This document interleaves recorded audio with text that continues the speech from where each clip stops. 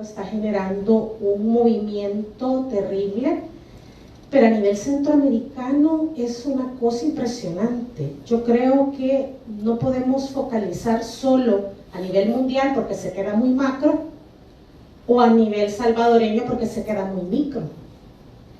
Y a mí me parece justo, si vamos a hablar de justicia climática, que un enfoque lo hagamos desde todo el istmo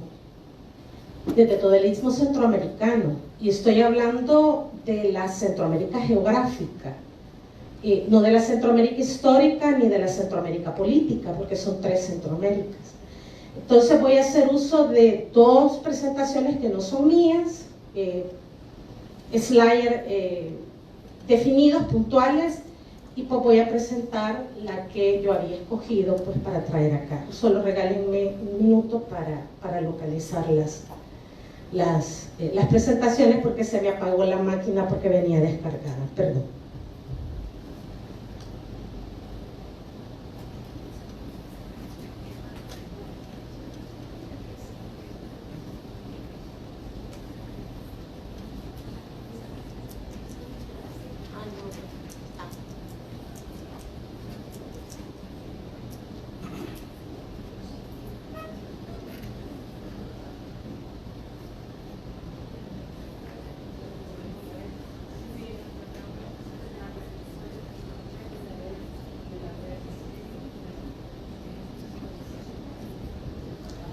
Bueno, fíjense que me pareció bien comenzar desde un enfoque un poco más allá de lo que se nos ha hablado del cambio climático, ¿verdad? Y empezar, o incluso de lo que se ha hablado de la variabilidad climática, respetando los créditos de las filminas que voy a utilizar, de este investigador, que es el doctor Víctor Rogelio Tirado Picado. Ustedes saben que hay negacionistas del cambio climático, ¿verdad? O sea, aquí creo que nadie parte de cero, y si hay alguien que parta de cero, pues contarles precisamente que, como todo en la vida, hay quienes niegan la existencia del cambio climático o de la crisis climática. Ya vamos a llegar ahí. Fumar es un placer para algunos, ¿verdad? Y eso se decía antes con el consumo de cigarrillos. Yo tuve un padre que fumó 75 años de su vida, y yo le iba a comprar los cigarrillos. Y antes los cigarrillos no decían nada en relación a que si era peligroso para la salud. Después, en letras pequeñas, empezó a aparecer algo que decía: fumar puede ser peligroso a la salud, y estaban los negacionistas, ¿verdad? No es cierto, no hay suficientes estudios. Luego empezó una letra un poco más mediana y decía: el fumar causa daño a su salud. Y cuénteme usted ahora cómo dicen las cajetillas de cigarros. Hasta aparecen unas imágenes todas grotescas, ¿verdad? Pues lo mismo ha sucedido con el cambio climático. O sea, exactamente lo mismo, ¿verdad? Desde los negacionistas de principios de la segunda década del siglo pasado, ¿verdad? Donde no existe cambio climático, existe variabilidad climática, ¿verdad? Y ha sido una cosa fuerte, porque incluso a los expertos del IPCC, ¿conocemos todos qué es el IPCC? No, el IPCC es el Instituto de Cambio Climático del Sistema de Naciones Unidas. Es un grupo de investigadores grandes, y se supone que con mucho conocimiento en el cambio climático, que están permanentemente llevando la trazabilidad de la variabilidad climática, que se convierte en cambio climático y que ahora se convierte en crisis climática, y que incluso está generando nuevos conceptos, como lo que quisiera que viéramos ahora en este sentido. ¿Será que me puedo conseguir un vasito con agua? Gracias. Fíjense que esta presentación es interesantísima, porque de alguna forma nos ubica desde los primeros eventos de cambio climático de la Tierra. O sea, esto es algo que sí es cierto, desde cierto punto de vista ha sido normal. Cuando hablamos de un máximo jurásico, un periodo en que todo el planeta presentaba un clima tropical, pero comienza el periodo jurásico y hace 201 millones de años y acabó, y hace 145 millones de años proviene una serie de cambios que, como decía el doctor Picado el día de ayer en la presentación que él hacía, vino una muerte de especies, donde mueren especies y donde nacen otras especies. Gracias.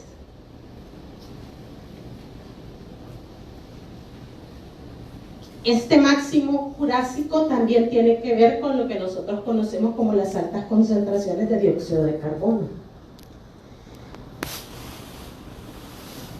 Luego viene otro máximo térmico del Paleoceno-Eoceno, y es llamado así, y se trató por un aumento abrupto de la temperatura. Concretamente, la temperatura media del planeta aumentó en 6 grados de forma drástica. Un poco las proyecciones hacia dónde vamos. Voy a mostrar al final algunos recursos a los que ustedes pueden llegar para que ustedes incursionen en esto de los modelamientos de cambio climático. Son unos modelamientos bien intuitivos, en donde usted puede empezar a hacer su propia investigación y proyecta, por ejemplo, para Centroamérica, para lugares extremos como el Golfo de Fonseca, de 3 a 4 grados, en escenarios extremos, de RCP 8.5 le llaman los que hacen estas proyecciones, por ejemplo, ¿verdad? Entonces, luego hubo glaciaciones del Pleistoceno, ya vamos a un tercer cambio climático, ¿verdad? Es decir, un tercer periodo de máximo, mínimos, súper bajos de temperatura. Y este me pareció súper interesante, que lo abordaba ayer el doctor, y es este mínimo de Maunder, que fue un periodo donde le aparecieron unas manchas al sol, y eso hizo que la temperatura bajara un montón, entre 1645 y 1715. Entonces se considera que ha habido 6 mínimos solares similares, que van desde el mínimo egipcio del año 1300 hasta el último mínimo de este señor Maunder, que es el que lo registró.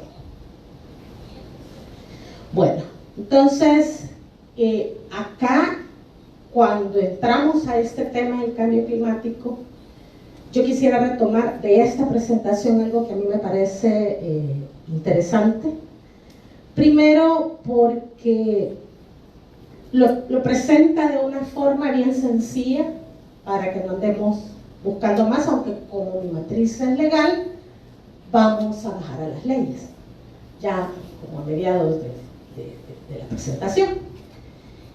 Y por ejemplo, cuando hablamos de crisis climática, tenemos que entender que no es un término legal, porque el concepto legal es cambio climático, ¿verdad? Así lo dicen los tratados internacionales, lo dice el Acuerdo de París, lo dice el Tratado Regional Centroamericano de Cambio Climático, lo dice la Ley de Medio Ambiente, ¿verdad?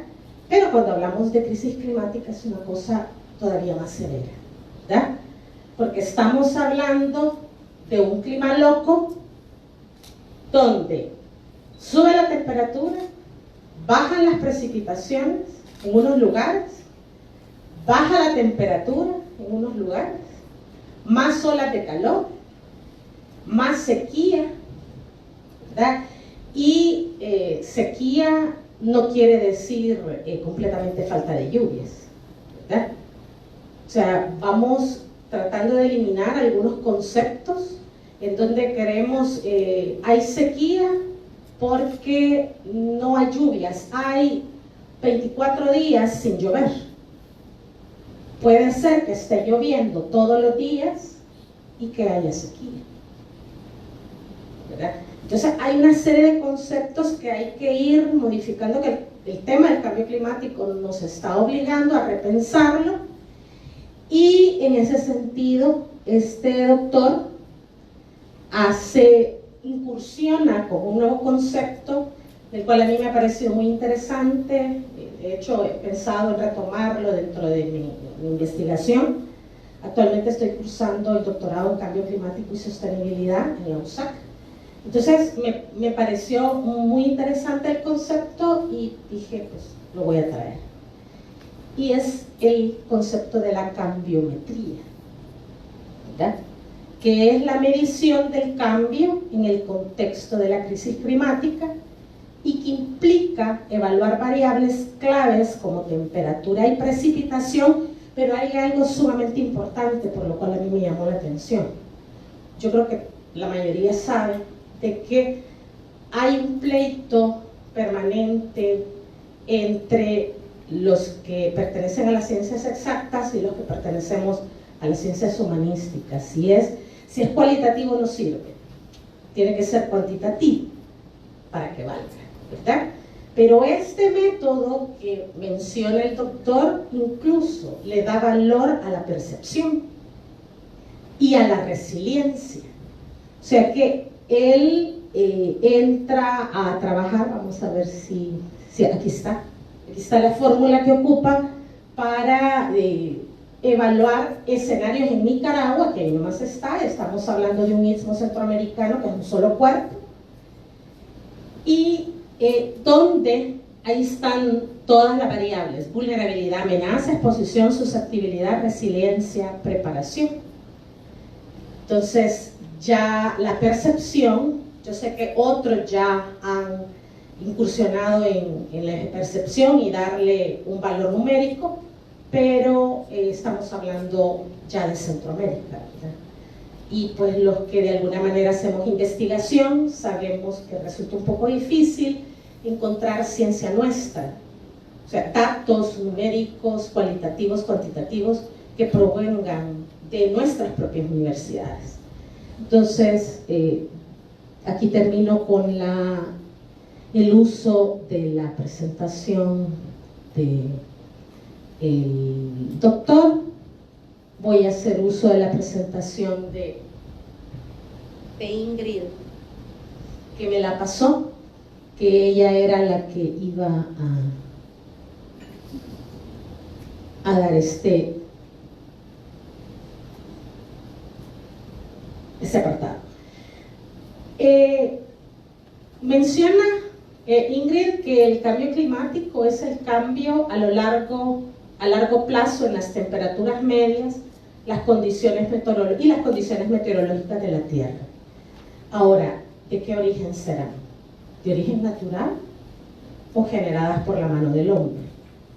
O sea, ya vimos que si hablamos de variación climática viene desde la prehistoria, ¿verdad?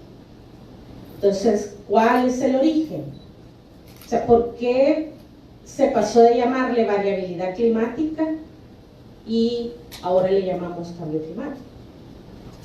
Entonces, aquí hay algunos gráficos, ¿verdad?, del calentamiento, ¿verdad? Y si ustedes se fijan, este es un gráfico muy utilizado por los que no son negacionistas y le llaman el gráfico del palo de hockey, de jockey, con el que juegan, precisamente porque tiene una figura de palo de jockey. Entonces, esto es un gráfico que nos demuestra hasta dónde llegamos con cierta normalidad y cómo en cuestión de unos pocos siglos sube abruptamente, prácticamente sin explicación, ¿verdad? Y ahí pues está un poco más evidenciado, ¿verdad? Ya el tema del negacionismo ha quedado solamente en aquellos que en realidad necesitan negarlo por cuestiones políticas, ¿verdad? O sea, no hacer algo en un tema determinado forma parte de la política. Y aquí tenemos que, aquí ya me voy acercando a mi área, ¿verdad? Recuerden ustedes que las políticas son el hacer o no hacer de un tomador de decisión.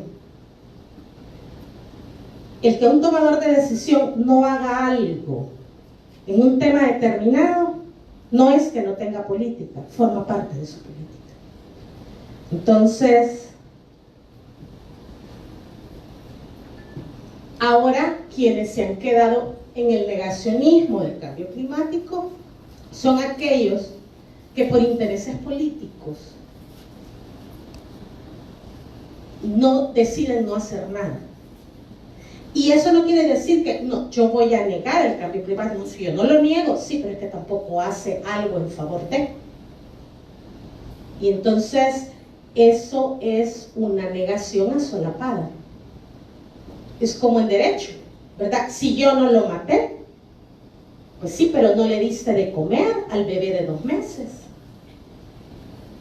¿verdad? Entonces, si no lo mataste por acción, pero lo mataste por omisión. Así que me voy a pasar ya a lo que quería presentarles a ustedes.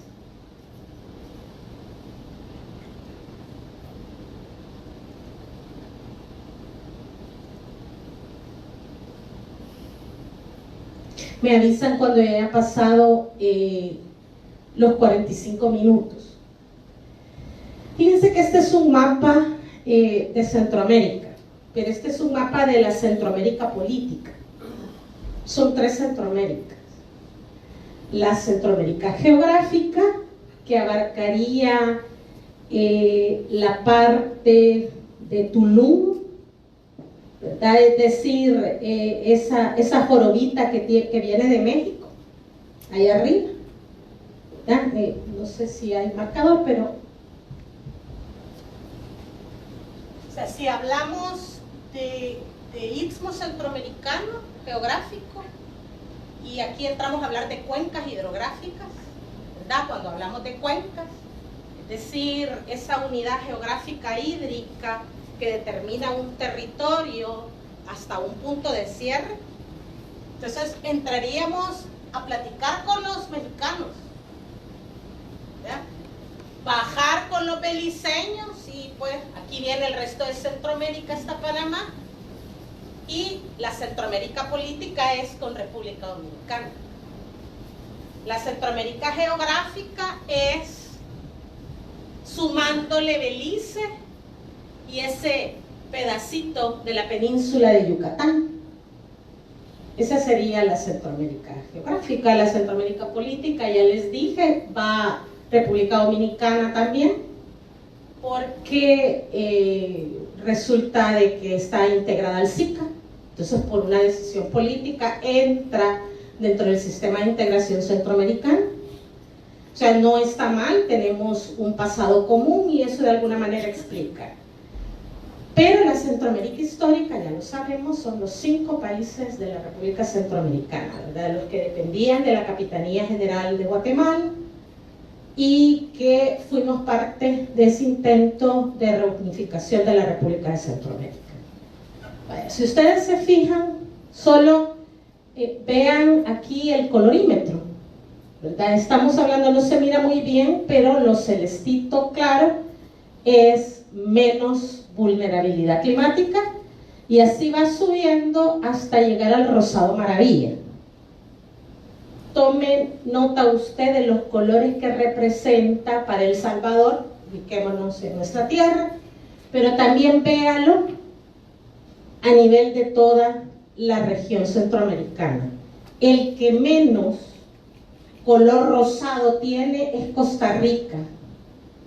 Preguntémonos por qué. Yo creo que todos tenemos la respuesta, ¿verdad? Porque ellos tienen su cobertura vegetal menos afectada, tienen una gran ventaja, que sus cuencas, casi el 90-95% de sus cuencas son ticas, o sea, no son hídricos dependientes como somos nosotros, que casi la mitad de nuestras cuencas dependen de otro país en su lugar de nacimiento. Entonces también tiene una explicación hay una vulnerabilidad, un tema de vulnerabilidad climática que hay que entender, comprender, pero no es lo mismo verlo solo con el puntito en El Salvador que verlo a nivel del Istmo, ¿verdad? Prácticamente el Istmo centroamericano, que no solo es una cosa importante en términos climáticos, sino que en términos geopolíticos también, es como una balanza, ¿verdad? Los dos guacalitos de la balanza son América del Norte y América del Sur. El palito que hace el equilibrio entre los dos, entre la parte de arriba y la parte de abajo, y vea usted que El Salvador pareciera ser que es el fiel de la balanza, ¿verdad? Pero sigamos. Entonces ya pudimos ver que cómo el cambio climático se proyecta hacia toda la Centroamérica. Ah, se me olvidó comentar. Ahora, ¿por qué? Recuerden ustedes que no podemos verlo aislado, porque cuando el Mitch, si no nos llevó del todo, fue por la gran masa de manglares y vegetación que tiene Honduras y Nicaragua, haciendo frente por el lugar por donde entró el Mitch, fenómeno que también se dio con Eta y Iota. O sea, El Salvador, por donde usted quiera, si usted lo quiere ver de forma independiente, ya estuvo que no tiene bien el enfoque. O sea, si en realidad quiere ver la verdadera vulnerabilidad climática que tiene El Salvador, tiene que verlo como un istmo, así enterito. Eso quería comentar. Bueno, vea usted cómo el cambio climático está haciendo estragos en las viviendas y los medios de vida.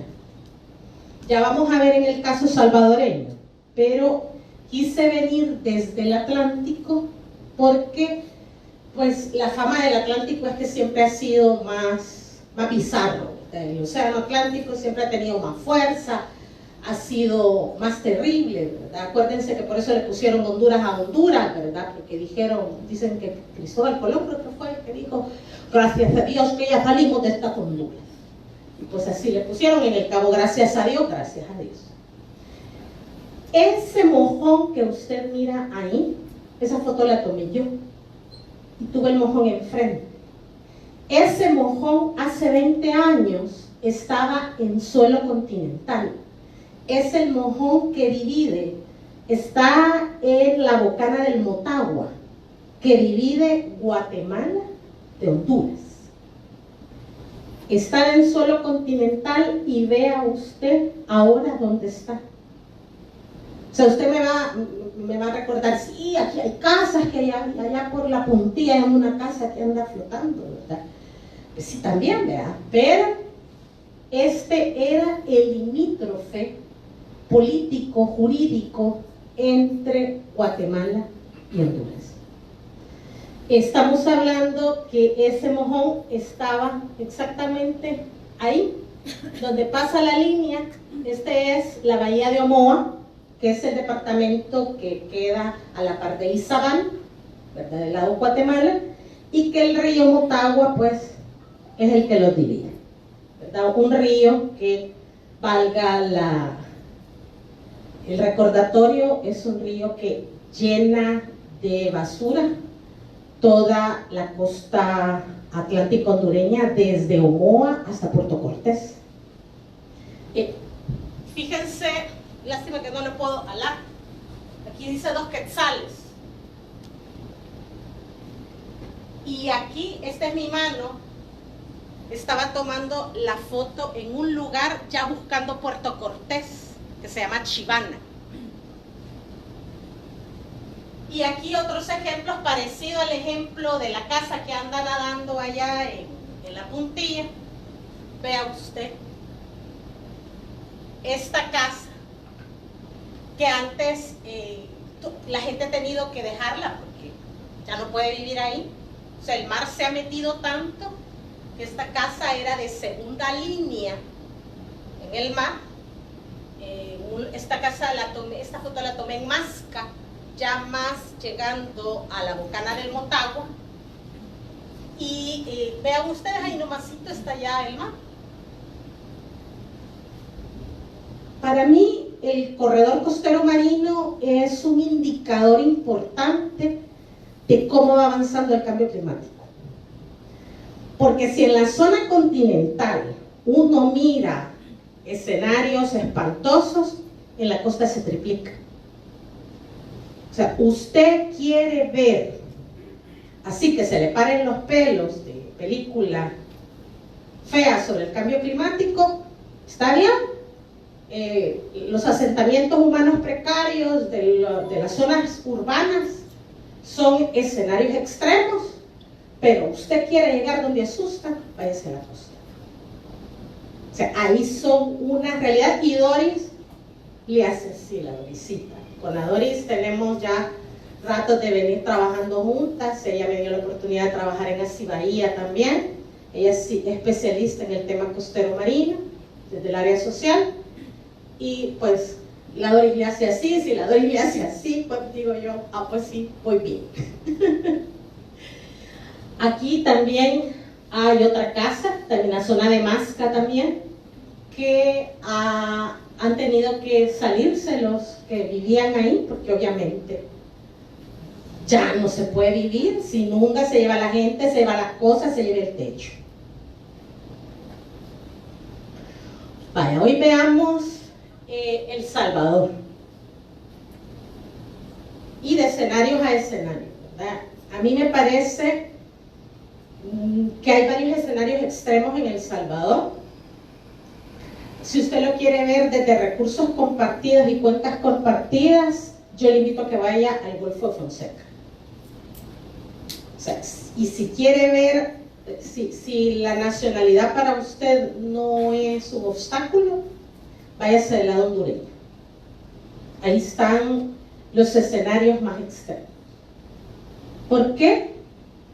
Porque si bien es cierto es el mismo Golfo, ante los efectos del cambio climático que afecta la cadena alimenticia y que afecta la pesca doméstica, la marisquería doméstica, es decir, la de subsistencia, no la que hace un pescador que tiene una lanchita con un motor, una panguita con un motor, que tiene la capacidad de superar el agua caliente inmediata a la zona de playa, ¿sí? Y que puede decir, yo me voy 2-3 kilómetros para allá, me voy 2 días, pesco y ya vengo yo con pesca para mi familia y para vender.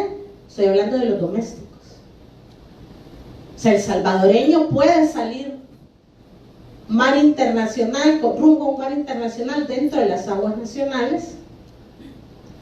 Es importante mencionar que El Salvador no es el país más pequeño de Centroamérica. Cuando usted le agrega los 100 kilómetros cuadrados de plataforma marina que le pertenecen.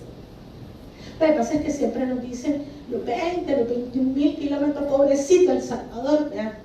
Ese poquito, ¿verdad? Pero cuando le sumamos los 100, entonces ya les voy a, después de que vengamos voy a buscar aquí una investigación donde aparecen cabal los diferentes áreas de los países centroamericanos cuando se les agrega el área de la plataforma continental a 200 millas marinas, que por constitución y derecho internacional, derecho del mar nos pertenece.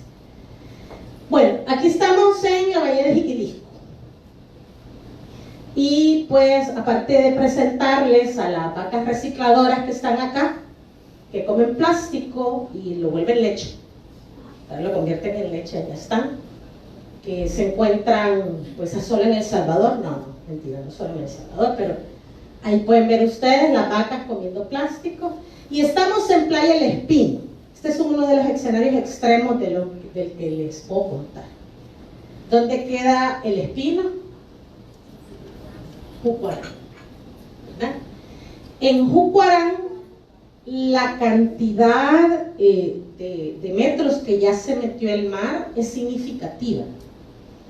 Y pues si después quieren un poquito más de alguien que ha botanizado más, pues le preguntan a Doris, pero ella les puede contar. Pero esta imagen es una fila de casas, negocios de segunda línea también. Y el mar se metió completamente. Y a eso pues sirva de paso la contaminación de los manglares. O sea, como ambientalista pues tengo que mencionarlo. Aquí se miran, miren, de hecho se ha puesto un engavionado de piedras que no son de la costa, han tenido que ir a un banco de piedras, ¿verdad? Han tenido que descapotar probablemente una montaña para que la alcaldía pudiera poner, o sea, ahí se mira un pedacito nada más, ¿verdad? Pero esto ha cubierto lo que correspondería a la segunda línea, ¿verdad? Esa. Y ahí nomás está el mar, hasta donde se ha metido. O sea, los modelamientos para Jucuarán son bastante parecidos a los modelamientos de Omoa pegado al Motagua, ¿verdad? En donde va a agarrar una cantidad de suelo que lo va a convertir en agua, el fenómeno, ¿verdad? Así que, ¿en qué afecta esto? Bueno, la afectación, si lo viéramos solo de una vertiente, porque miren, cuando uno analiza cambio climático, usted puede tener varias vertientes o puntos de enunciación donde usted puede analizar, ¿verdad? Ocupemos solamente uno. Y de hecho esto se lo voy a dejar a ustedes en ese link en donde ustedes van a poder entrar para que vean las variables de consideración. Calentamiento del agua marina, ¿verdad? Nuestra ley de cambio climático establece, perdón, nuestra ley de medio ambiente establece, no tenemos ley de cambio climático, eso lo vamos a ver más adelantito. La ley de medio ambiente establece que los 20 kilómetros de la zona de costa para arriba en suelo continental, es decir, en tierra, es suelo vulnerable. Es decir, son suelos sensibles, frágiles, es la palabra legal que ocupa la ley. Es suelo frágil. Esa gente que vive en esa área de suelo frágil, una buena parte son personas que tienen como medios de vida lo que ellos mismos llaman agropescadores o agromarisqueros, porque hacen actividad agrícola cierta parte del año, pero también a la par hacen o pescadería o marisquería. Entendamos que son dos cosas diferentes. Y si usted lo quiere ver desde el impacto a la mujer, la marisquería, el cambio climático afectando a la marisquería impacta más a la mujer, porque pocas mujeres se dedican a la pesca, ¿verdad? Por la fuerza que esto necesita, aunque hay mujeres carañonas que se meten y lo hacen igual que un hombre, ¿verdad? Y con esto no me lo vayan a tomar a mal, estoy contando una realidad. O sea, yo sencillamente estoy contando una realidad. Entonces, cuando el fenómeno afecta el molusco, los bivalvos, como le llaman los biólogos, ¿verdad? Los bivalvos, si se llaman bivalvos porque tienen dos tapitas, ¿ya? O sea, la almeja, la concha, el casco de burro, no hay casco de burro, pero si hay almejas, hay conchas, hay churrias, ¿verdad? Sí, churrias, se llaman churrias, perdón si le traje a colación una enfermedad, pero así se llaman churrias, son especies que tienen sus dos tapitas. Entonces, cuando esto afecta, generalmente la mujer puede ir a ñanguear, se llama ñanga el lodo del manglar, donde usted se puede meter y a veces llega hasta aquí, ¿verdad? Entonces hay mujeres que ñanguean sin ningún problema, llevan su punzón, ¿verdad? Si son almejas, si ya quieren concha, pues ya son otras habilidades las que hay que tener, pero si no hay bivalvo y la mujer es la que más prepara la concha, más prepara la almeja, más prepara la churria, entonces ya estuvo que cierta parte del ingreso que antes tenían las mujeres, ahora ya no lo van a tener. O mandan al marido a ñanguear, la mujer recoge, ella revende, ya sea así en crudo, o prepara y sale con su cóctel de concha, con su cóctel de almeja, ¿verdad? A vender. Ya no es posible. Bueno.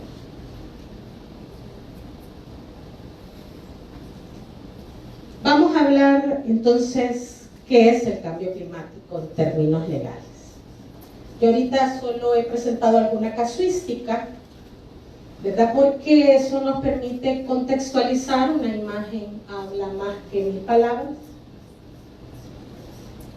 Ya dijimos que variabilidad climática es el nombre que tenía antes el cambio climático. ¿Ok? ¿Cuánto me queda? 5. Entonces solo vamos a ver esta y la otra. Entonces, y ahora cambio climático es la decisión de darle un nombre técnico-científico. O sea, esto primero surge de una investigación, y aquí quiero hacer publicidad a las mujeres. ¿Cuándo es que hay un documento contundente de algo que no se llamó cambio climático, se llamó variación del clima? Y lo hizo la doctora noruega Gro Harlem Brundtland. A esta doctora noruega se le comisionó que redactara un documento que se llamaba Nuestro Futuro Común. Y Gro Harlem Brundtland fue la primera en darle esa nota. Yo tengo el acta, se la voy a buscar solo para que la vean. Es un acta de Naciones Unidas donde se decide adoptar ese informe como técnico y base para llevarlo a lo que fue la Convención de Río en 1992. Y de eso presentar al mundo decisiones políticas, ¿verdad? O una necesidad política para que tomaran decisiones políticas. Bueno, nuestra ley de medio ambiente, y eso es importante decirlo, somos el único país que hemos abordado el cambio climático en articulitos. Usted busca en la normativa guatemalteca, tiene su ley y reglamento de cambio climático. Usted busca en la normativa hondureña, encuentra lo mismo. Usted va a la normativa nicaragüense, incluso hay elementos en la Constitución de Nicaragua en donde sube de categoría, y cuando hablaban de los derechos del medio ambiente, de la madre tierra, yo la comparo, la Constitución de Nicaragua en términos ambientales, un poco parecido a la Constitución de Bolivia, donde la coca es sagrada porque culturalmente es una entidad sagrada para los bolivianos. Entonces, en la Constitución de Nicaragua aparece el término madre tierra, por ejemplo. Entonces, estamos viendo que ya la forma de llamar al medio ambiente suaviza, modifica el chip, porque parte del problema, y sí lo digo como abogado que fui fiscal de medio ambiente, el lenguaje construye, y eso lo dicen los comunicadores, los lingüistas, el lenguaje construye. Y cuando usted se refiere al medio ambiente en un debate y obligadamente tiene que llamarle medio receptor, cuerpo receptor, patrimonio natural, cosa, res, si es que el pobre medio ambiente solo es una cosa de apropiación. O sea, ¿cómo suaviza usted el lenguaje si cuando estamos decidiendo el fin, el destino de una masa de árboles en juicio, el lenguaje me obliga a llamarlo como recurso? como una cosa tangible, ¿verdad? Y ahí esto natural que tuvimos el año pasado y Guatemala, para que tengamos esto de para acá, es Guatemala, para acá. Es la carretera que va de Omoa hacia Izabal. Vea usted cómo quedó, prácticamente el suelo se licuó. Yo sé que eso es también natural acá. Lo que quiero contar es porque reafirmar que Centroamérica se comporta de la misma manera. Y es eso lo preocupante, ¿verdad? Porque no es que me voy a ir, pues me voy para Honduras. O sea, es que aquí o nos salvamos en Maná, como Istmo, o la vamos a pasar mal. Allá ve usted de forma gráfica para 4 países de Centroamérica el corredor seco mesoamericano. Y eso es algo que por favor tienen ustedes que tomar en cuenta. O sea, hablamos de cambio climático, ahí tenemos el pastel. Pero cuando hablamos del niño, ya tenemos la fresa sobre el pastel. Pero cuando hablamos del corredor seco mesoamericano, le ponemos la cereza sobre la fresa al pastel. ¿Verdad? Estamos hablando de que Centroamérica tiene un escenario importante, ¿verdad? Y la pregunta es, ¿qué estamos haciendo políticamente hablando? O en El Salvador, ¿verdad? ¿Qué estamos haciendo política y legalmente cuando solo tenemos unos artículos que nacieron allá por el 2010, me parece que fueron la reforma que se le dio a la ley de medio ambiente, y más nada?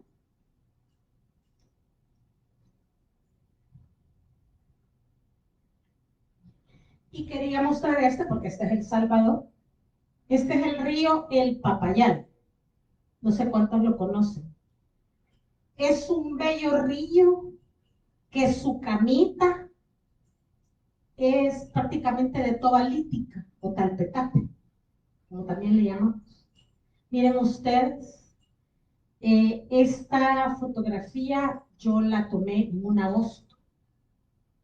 Miren cómo está. Y bueno, una publicación del diario de hoy, elsalvador.com, de las pérdidas que hubo en el 2016. Imagínense, pérdida de cosechas en San Miguel, Morazán y Usulután, en años con eventos realmente extremos, ¿verdad? De niños superpoderosos, como también se le pone el calificativo. Bueno, me salgo de acá, que esta es ya conmigo. Para entrar entonces a la definición, esta. Bueno, aquí vamos a ver los artículos que entraron a la legislación nuestra que abordan el cambio climático. Ya vimos la Declaración de Naciones Unidas, ¿verdad? Es la variabilidad del tiempo por cualquier causa, en cualquier factor climático. Ya vamos a entrar a ver factores climáticos. Y mi interés de que usted pueda ir a jugar con el modelo es importante, porque en la medida en que usted va jugando con el modelo, va entendiendo mejor el factor, va entendiendo mejor el escenario y va entendiendo mejor la vulnerabilidad climática. Vaya, lo voy a leer yo. Parte de las reformas que hubo en ese año que les comento fue una intercalación de 5 artículos. Aquí tenemos 3. Adaptación al cambio climático. Ajuste realizado por los ecosistemas humanos o naturales en respuesta a los estímulos climáticos reales o esperados, producto del cambio climático o a sus efectos, que atenúa los efectos perjudiciales, mitiga los daños o aprovecha las oportunidades. Cuando hablamos de adaptación es lo que nos queda a los países como Centroamérica, los países centroamericanos, es lo que nos queda, adaptarnos. Como no somos grandes contribuyentes de gases de efecto invernadero, entonces nos queda eso, ver de qué manera no la pasamos tan mal, pero también no la podemos pasar así medio si no tenemos acceso a esos fondos de justicia climática. Porque el mecanismo que París habilitó no deja claro el camino. Entonces, eso, yo creo que eso es algo que ustedes van a ver en el transcurso de este diplomado y es importante que le pongan ojo, porque a nivel regional el SICA ha actualizado su estrategia de cambio climático y ha pedido el año pasado, a la COP que se llevó el año pasado, se pronunció en 2 puntos, en esos 2 puntos. Primero, que pues, sí estamos dispuestos a la adaptación, pero que se necesitan fondos. Y aquí entramos a otro tema bien complejo, porque yo solo voy a dejar tocado, porque de los grandes ecosistemas que pueden servirnos de adaptación, de verdadera adaptación, estamos hablando de los sistemas de manglar. Los ecosistemas de manglar pueden ser no solo como barrera, sino que como sumideros de carbono. Pero ahorita hay un problema político a nivel centroamericano, porque no solo es El Salvador, a nivel centroamericano. Costa Rica es el único que la ha sabido hacer, como siempre. No es que yo tenga preferencia por los ticos, pero los ticos tienen una manera de integrar su derecho que no es necesario que lo diga expresamente, ¿verdad? Sino que encuentran la manera de hacer integración del derecho y aquí está la posibilidad. Se le manda el análisis al Congreso y entonces autoriza la venta de bonos de carbono en el mercado privado internacional. Aquí en El Salvador ya vino una intención de beneficiar a las comunidades en proyectos continentales y costeros, pero el costero es más difícil, porque el manglar, por Ministerio de Ley, es propiedad del Estado. Entonces, tiene que haber una concesión, tiene que haber un acto legislativo para que pueda entrarse a trabajar con el manglar. Y pues, ustedes pueden preguntar a un biólogo, les sabrá explicar mejor que trabajar en el manglar es estratégico, porque como ahí comienza la vida, o sea, si hablamos de cadena trófica, o sea, si la vida comenzó en el agua, como dicen los 10 creativos, de ahí para arriba. Entonces, trabajamos aquí abajo, en la parte baja de la cuenca, para arriba. Entonces, no cabe duda de que es importante, pero ese suelo donde toca trabajar es propiedad del Estado. Hay que pedirle permiso al Estado, ¿verdad? Entonces se vuelve un círculo vicioso. Entonces lo que nos queda es adaptación, ¿verdad? Pero para adaptarnos necesitamos fondos. Por favor, no olviden eso, porque cuando hablemos de fuentes, bueno, cuando ustedes vean el tema del acceso a los fondos de cambio climático, algo que tiene que quedar claro es el camino. Entonces, es importante saber cuál es el camino.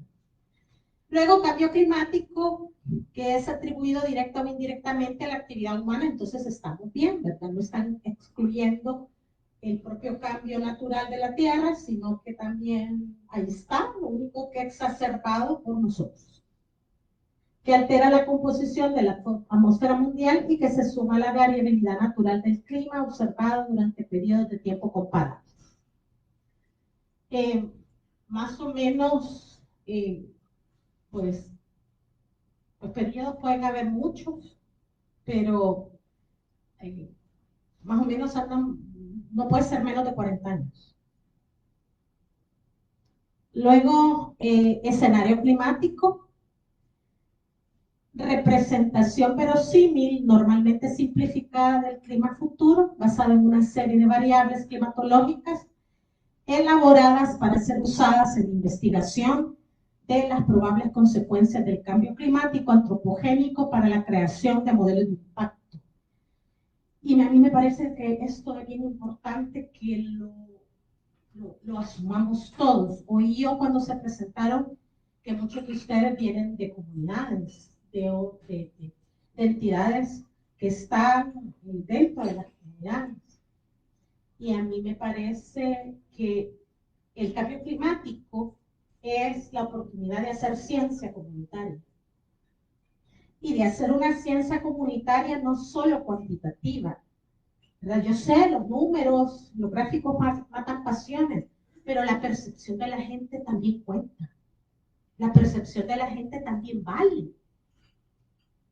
Y esa ciencia comunitaria del cambio climático, que los más viejitos cuenten y se sienten importantes de cómo era el escenario antes, y luego 20 años después, luego, por ejemplo, cuando uno habla con pescadores que tienen 70, 80, incluso 90 años, tuve la oportunidad de platicar con un pescador de 91 años, y ellos le dan una trazabilidad no solo de la cantidad de especies que había, sino de las especies que habían, cómo los pescaban, ¿verdad? En forma cualitativa, pero ya eso es algo que sirve como para uno ir proyectando y que con ayuda de estos sistemas, voy a mostrar ese que he pensado, pues puede servir para que empodere a la gente, pero también para que la gente tome conciencia, pero también para que la gente tome conciencia para hacer algo. Y ese hacer algo en un país donde estamos llamados a la adaptación, es bien complejo. O sea, aquí yo les estoy hablando de la realidad. Es bien complejo. O sea, a un pescador que tiene 80 años, que probablemente no sepa leer y escribir, o sea, ¿cómo puede hacer política ambiental climática desde su posición? Porque si estamos recibiendo estos cursos, es no solo para saber que la vamos a pasar mal, que la estamos pasando mal y que va todavía para más, sino es para saber qué hacer, ¿verdad? ¿Qué hacer y qué demandar ante los tomadores de decisión? Porque eso tiene que ser importante. La incidencia del que padece y vive o vivimos el cambio climático, porque de alguna manera lo estamos viviendo, ¿verdad? Quizás con menos zozobra que en otros lugares, pero es importante eso. Bueno, de ahí las otras reformas del 64A, donde tiene que incorporarse la variable de cambio climático en el Estado y en la empresa privada. Cabe decir que yo he visto más interés por cuestiones de ganancia, obviamente. Usted, al empresario, le puede tocar, perdón lo que voy a decir, si es ofensivo en términos de género, pero es para que veamos qué tanto podemos hacer con un empresario. Usted, mejor lo voy a variar, no vayan a hacer, están grabando. Va a ser que después me arrepienta, me regañen allá afuera. Usted le puede tocar el caballo y la pistola al empresario. No dice nada. Usted le toca el bolsillo y salta. Y el empresario está invirtiendo en términos de cambio climático, pero obviamente porque necesita ver rentabilidad, y el factor del cambio climático significa que tiene que invertir más para producir, porque hay más escasez de agua, porque hay más escasez de materia prima.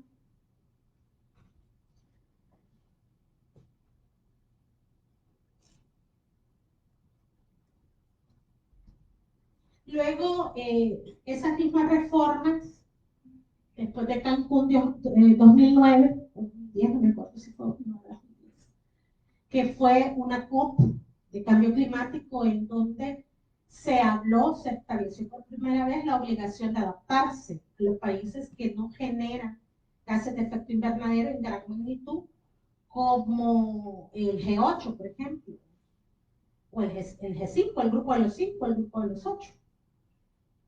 Y acá en el 64C, la adaptación de los sistemas humanos al cambio climático será anticipada y planificada. Y eso significa aterrizar las comunidades, ¿no? Significa conocer, tener datos de trayectoria. Y yo tengo que denunciar ahorita algo que está pasando aquí en El Salvador. Acceso a datos está resultando difícil acceder. Yo en mi doctorado necesitaba, ahorita, porque yo he decidido hacer mi trabajo de investigación en el Golfo de Fonseca. Primero porque es en El Salvador, social y climáticamente, yo diría que es el escenario más extremo, si no es que es el más extremo. O sea, sí creo que es el escenario más extremo. Entonces, primero porque es una cuenca compartida, segunda porque hay una sentencia de La Haya que no ha sido cumplida, ¿verdad? Tercero porque hay un drama que como salvadoreños no podemos obviar, que nuestros hermanos hondureños padecen un drama más fuerte que el que nosotros, porque ellos no pueden salir a pescar cuando el agua se calienta, que está directo a la costa, a la línea de costa, ellos no pueden salir si no tienen plata para un zarpe. Tienen que pedirle permiso a El Salvador para poder salir y pagar el zarpe. Y si no tienen plata para el zarpe, ¿cómo salen? ¿Cómo salen a buscar? O sea, y un pescador artesanal sí puede, porque si tiene la panga o la lancha, puede salir. Pero ¿y el doméstico? El de subsistencia, que no tiene cómo. Entonces, yo pedí datos quería datos de la estación climatológica más cercana, que no es la de la Universidad de El Salvador, porque esa sí podía acceder yo a ella, de 50 años. Y ahora se compra. O sea, la información se compra y yo no le vi problema, hay que comprarla, ¿verdad? Comprémosla. Pero me empezaron a pedir para que la quieren. ¿Qué va a hacer con ella? Se me pidieron que diera explicación qué iba a hacer con esos datos. Entonces me pidieron de la USAC, que les pidiera a la USAC una justificación de que para qué iba a ocupar. Yo escribí, era para una investigación. Entonces, para poder, digamos, calcular, se necesitan esos datos. Y por eso el modelito que les voy a dejar es importante, porque ya los datos ya están metidos. Porque los países de forma voluntaria se lo dieron al SICA, ¿verdad? Y ahí detrás está USAID, ¿verdad? Se lo dio USAID, hicieron ahí la aglomeración de modelos y es donde podemos trabajar. Bueno, del Acuerdo de París es importante hablar de la intención de París. Independientemente si París fue un buen trato o no fue un buen trato, no voy a entrar a eso. La cuestión es que ya tenemos París, está ahí, y por el momento no hay otra alternativa que no sea cambio climático, Convenio Internacional de Cambio Climático y ahora actualización de París, para tratar el tema a nivel mundial. Y estas son algunos de las exposiciones de motivos del Acuerdo de París. Deseosas, bueno, primero que nace de una plataforma que ya existía, o sea, esto es importante también para encontrar la trazabilidad del instrumento, por eso solo lo dejo ahí. Esta presentación yo la voy a dejar, ahí la van a tener ustedes. Luego, deseosa de hacer realidad el objetivo de la convención y guiándose por sus principios, equidad y responsabilidades comunes. Pero obvio, estas son responsabilidades comunes diferenciadas, lo que ya dijimos, ¿verdad? Si vamos a hablar de justicia climática, o sea, no podemos ser tratados como países, o sea, nuestra GNDC, nuestros compromisos determinados para el cambio climático no pueden ser iguales que aquellos países que están aportando más en torno al cambio climático. Incluso estando en el mismo continente, México, solo veamos México, o solo veamos Brasil. O sea, aunque seamos de la misma historia, no podemos ser tratados en este campo de la misma forma. Luego, aquí viene la parte de las medidas de adaptación. Los países menos adelantados y los pequeños estados insulares en desarrollo podrán preparar y comunicar estrategias, planes y medidas para un desarrollo con bajas emisiones de gases de efecto invernadero que reflejen sus circunstancias con más presión por las inversiones. O sea, pues sí, vos querés que yo también tenga un compromiso, ¿verdad? Que querés aprovechar de la venta de tus bonos de carbono internacionales privados, pero venís aquí a presionarme porque cambie de uso del suelo, suelos sensibles y frágiles como los manglares. Entonces, o sea, seamos coherentes. O sea, si de todas maneras yo voy a acceder a beneficios secundarios, entonces, pero no presionen a los países para que eliminen franjas de manglar. O sea, no sueñen con hacer zonas de desarrollo exclusiva que se le van a dar a un país determinado, llámese China, llámese Alemania o quien sea. Entonces, esto, como decía muy bien la licenciada Yanira, es un tema que así uno cuando empieza a analizar, o sea, se puede volver loco. Porque de repente sale una puerta y luego sale otra puerta y luego sale otra puerta. Es un tema analíticamente serio.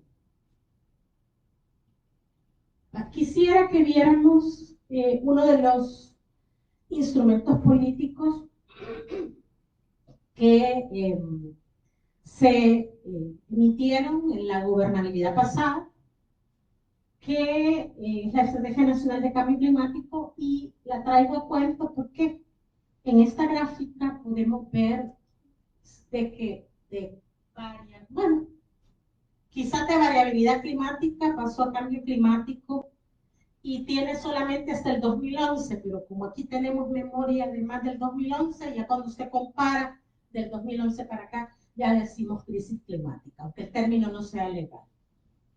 Vean ustedes que en el 61, en la década del 61 y 71 estuvo Franchella,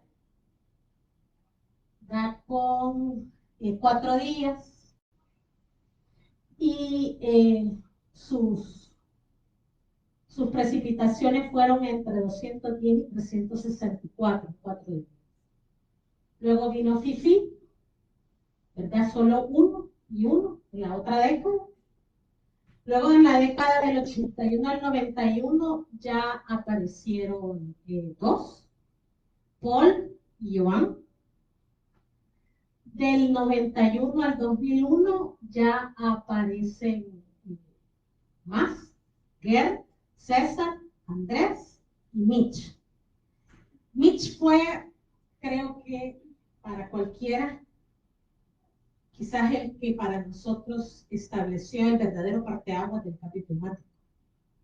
Cuando usted le pregunta a las comunidades qué evento recuerda usted que es lo que más le ha impactado, la gente que tiene un poquito más de memoria, que tiene por ejemplo mi edad, o 10 años menos, con 40 que tengo, ya la gente le dice Mitch. Los más jóvenes no lo recuerdan, pero las personas, por ejemplo, las de la costa, la gente de la costa dice, nuestros medios de vida hemos tenido varios impactos, pero de los impactos que hemos tenido en los últimos años, el más fuerte fue Mitch. Luego del 2001 al 2011, mire cuánto cambió.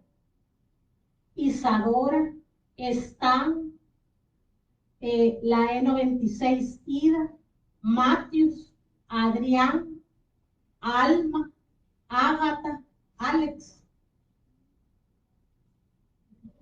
Números y gráficos matan pasiones. O sea, esto es para los negacionistas, porque no es lo mismo hablar de cambio climático desde lugares como Centroamérica que hablarlo desde España, por ejemplo.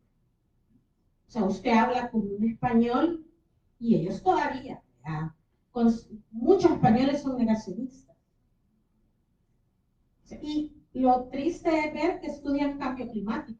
O sea, un ateo estudiando teología. O sea, negacionistas que estudian cambio climático para efectos de saber cómo va a combatir la idea de la variabilidad climática y el cambio climático. Entonces, quería mostrar esa gráfica que es oficial. Aquí está en barras el gráfico, ¿verdad? Desde Franchella hasta el 2011, la 12E. Bueno, solo mencionar en el 2022, porque esta presentación yo la hice el año pasado, pues no la actualicé, pero esta es una muestra de cómo vamos. Bueno, de hecho, se supone que la niña este año entra en junio, ¿verdad? Ya anunciaron, la NOAA ya anunció que esperamos una niña fuerte, hablan ellos, quién sabe si superpoderosa, pero vamos a entrar de un solo a la niña, según lo que dijo la NOAA. Del 2022 hemos tenido, vea usted, en el Pacífico y el Atlántico, o sea, ya el Pacífico ya no hace honra a su nombre porque le pusieron Océano Pacífico. Tormentas tropicales de 8 a 10, de 10 a 11, pero siempre el Atlántico como que, ¿verdad? Siempre es más. Huracanes, categoría 1 y 2, del 4 al 5. En el Atlántico, 4 al 6. Huracanes categoría 3, 4 y 5, el último es el 5, de 2 a 4, de 2 a 4. En total, estamos hablando de escenarios extremos para Centroamérica, entre 14 y 19, y de 16 y 28. Y aquí no sabíamos en aquel momento, cuántos de estos iban a pasar, que se formaban de la costa atlántica y pasaban por el pedacito de tierra y pasaban llevando todos. Bueno, estos son una comparación con el 2021 y quisiera pasar a mostrar el modelo. ¿Cuánto tiempo tengo ahorita? Si me dicen, por favor. 5 minutos más y luego entramos a regáleme 10, solo para mostrar el modelito.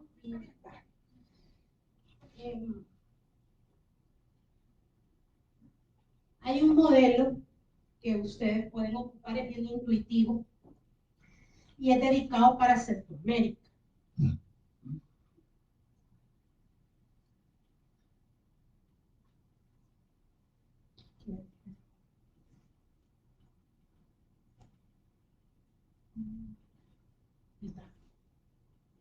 Pero les prometí que les voy a enseñar esto solo un momentito. Miren, aquí están las áreas de los 5 países con su plataforma costera marina.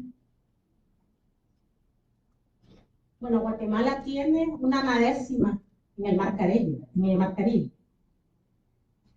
y Honduras tiene una 1/10 en el Mar Pacífico, en el Océano Pacífico. Vean ustedes cuánto tenemos nosotros en El Salvador. Mire, el pedacito no es nada de especial, son 100 kilómetros cuadrados. Y Costa Rica, solo por la isla Limón, esta islita que está acá, solo por la isla Limón, mire cuánto pedazo tiene, ¿verdad? Y aquí está. Yo les puedo compartir esta investigación, la hizo una española que vino a sacar su tesis doctoral en oceanografía en la UNAM, un tema de investigación para Honduras. Y aquí están las áreas, miren, para que vean. Las áreas totales son las que están arriba, dice superficie total. Y entonces ya no somos el país más chiquito, somos el segundo de Centroamérica, porque el más chiquito se quedó Belice, ¿verdad? Como tiene también un pedacito de plataforma que usted es pequeña porque, y que de hecho todavía está en pleito con Guatemala, y es una zona no definida limítrofamente con Honduras. Así que esto les queda, a mí me parece que puede ser una información muy importante para que ustedes lo liguen con otras investigaciones que tal vez quisieran hacer. Y ahora sí nos pasamos al... Este es un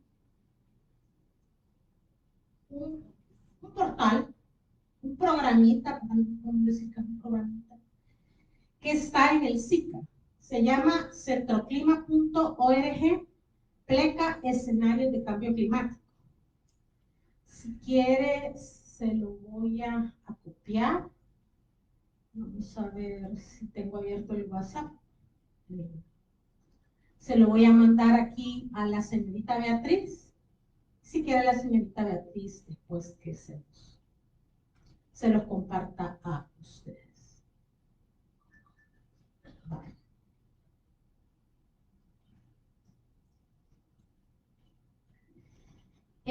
Aquí está Centroamérica y nos podemos poner en El Salvador, solo para que veamos, y aquí arriba para que vayamos comprendiendo todos los aspectos de trabajo, de interrelación con las ciencias, están acá. Modelos, variables y escenarios. En los modelos hay muchos modelos. Miren, ahorita como el boom es el cambio climático, hay una cantidad de modelos. Las universidades crean modelos, la NOAA crea modelos, y aquí están los modelos dependiendo de su papá, de quien los crea. Hay modelos CORDES, modelos análogos, modelos de regresión. Hay modelos que corren simultáneamente 21 modelos, y entonces uno dice quizás este me pueda confiar más. Yo les invito a que vayan viendo las diferencias, porque en los modelos también hay política. O sea, hay modelos que son bien bondadosos con el cambio climático. O sea, hay modelos que uno dice, pero me lo dejé en blanco, y si yo le pongo otro modelo que conjuga más modelos, ya me lo pinto un poquito más rojito. Entonces es bueno ir viendo, uno puede ir seleccionando y saber en qué casos puedo ir buscando uno y en qué casos puedo ir buscando otro. Pareciera que sí, que para gustos y colores, no gustos y sabores se hicieron los colores, ¿verdad? Pero es lo que hay. Así que, por ejemplo, veamos. Aquí está el modelo de la NOAA, que es muy común. Los que corren estos modelos lo ocupan mucho. Este del promedio de cortes de 11 modelos es interesante, entonces podemos dejar solo para el ejercicio de ahorita el de cortes. Veamos las variables. Bueno, aquí está todas las variables. Temperaturas máximas y mínimas. Incluso para los que manejan estadística, aquí están percentiles, número de días con temperatura máxima, temperatura mínima, noches cálidas, días cálidos, la duración máxima de las olas de calor, grados días de refrigeración, grados días de calefacción. Esto es para los lugares fríos, ¿verdad? Como San Marcos, Guatemala, por ejemplo. Amplitud térmica. Luego, en cuanto a la precipitación, aquí vienen otras variables. Precipitación, número de días secos, números máximos de días secos, número de días de lluvia, el viento y otros. Entonces, pues podemos ponerle, ya le habíamos puesto, este que con el que apareció fue temperatura máxima. Veamos duración máxima de olas de calor. Vamos a ver. Ahí apareció, pero hay que ponerle el escenario. Y están los RCP. ¿verdad? El RCP 2.6, 4.5, 6 y 8.5, para los periodos de tiempo que puedan ser comparables. Y si usted se fija, cabal, son periodos de tiempo que más o menos andan rondando los 40 años. El escenario RCP 2.6 es para un escenario bien optimista. Es decir, es un escenario donde el cambio se ha hecho, se ha trabajado por el cambio climático, o de repente, por mano divina, las cosas ya no van a ir tan mal, o localmente todos los países de Centroamérica han tomado decisiones políticas conjuntas y eso mejora las condiciones del Istmo. Eso es un 2.6. Entonces se ha trabajado mucho a nivel mundial, digamos por el Istmo sería muy poco, pero a nivel mundial se trabajó, se bajó la emisión y el Istmo cumplió con la adaptación. Luego, el 4.5 ya es un escenario menos optimista, ¿verdad? Y luego viene otro escenario que es el 6, que es todavía menos optimista. Los países no han hecho mucho, o sí hicieron, pero Centroamérica no hizo la tarea de adaptarse, de crear mecanismos de adaptación para que pegue menos. Y luego tenemos el 8.5, que es el más fatídico de todos, que es que los países no hicieron nada, París no sirvió de nada, los compromisos no se cumplieron. Y entonces usted puede decidir ponerlo dependiendo para el lapso que usted quiere analizar. Puede ser un 4.5 para 2011-2040, o 2041-2070, o 2071-100. Pero entonces, digamos, vamos a ver. Y bueno, ¿cuál fue la variable que dijimos que agarrar? ¿Qué variable fue la que agarrar? Sí, pero ese es el escenario. Sí, pero olas de calor, exactamente. Gracias. Pues vea ustedes los días de ola de calor y miren ustedes qué verde estamos. Para un escenario de RCP 8.5 para hasta el 2100. El lapso, ¿cuál fue el lapso que? Vaya, el que dijo él, 2040-2006. Miren cómo estamos. Y mire que El Salvador está bien negro, bien verde oscuro. ¿Verdad? Entonces, hay una fórmula acá. ¿Quiere que ustedes entren a? Quiero ver dónde es que está. Pero hay una aplicación de estas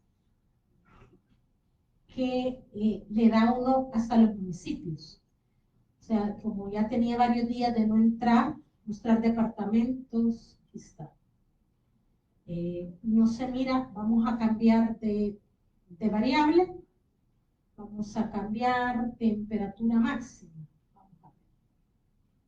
Ahí están los departamentos. Usted le puede decir La Unión y Valle. La Unión Valle y Choluteca. Por ejemplo, yo que tengo interés en el Golfo de Fonseca, ¿verdad? La Unión Valle, Choluteca y Cocigüina. Ahí. Entonces, y ya vemos nosotros que estamos hablando de un incremento de temperatura de 4 grados, potencialmente, de 4 grados. Aquí entre Nicaragua y Costa Rica anda por los 3, pero si usted se fija, prácticamente casi toda Centroamérica anda por los mismos escenarios.